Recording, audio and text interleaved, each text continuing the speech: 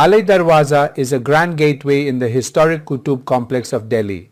It is a symbol of the early development of Islamic architecture in India. It was built by Sultan Alauddin Khilji in 1311 AD. Alai Darwaza was built as the southern entrance to the Quwwat-ul-Islam Mosque.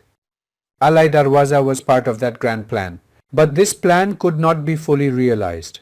This gateway is known as the first actual Islamic building in India.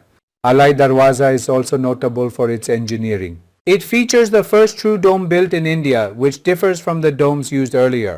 Alai Darwaza will forever beckon history lovers, architecture students, and travelers to visit and admire this 14th century masterpiece.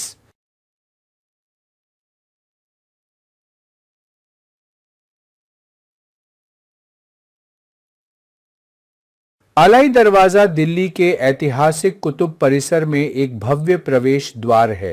यह भारत में इस्लामी वास्तुकला के प्रारंभिक विकास का प्रतीक है। इसका निर्माण सुल्तान अलाउद्दीन खिलजी ने 1311 ई में करवाया था। अलाई दरवाज़ा कुव्वत-उल-इस्लाम मस्जिद के दक्षिणी प्रवेश द्वार के रूप में बनाया गया था। उस समय अलाउद्दीन खिलजी दुनिया की सबसे बड़ी मस्जिद बनवाना चाहता था। अलाई दरवाज़ा उस भव्य योजना का हिस्सा था, लेकिन यह योजना पूरी तरह साकार नहीं हो सकी। इस प्रवेश द्वार को भारत की पहली वास्तविक इस्लामी इमारत के रूप में जाना जाता है।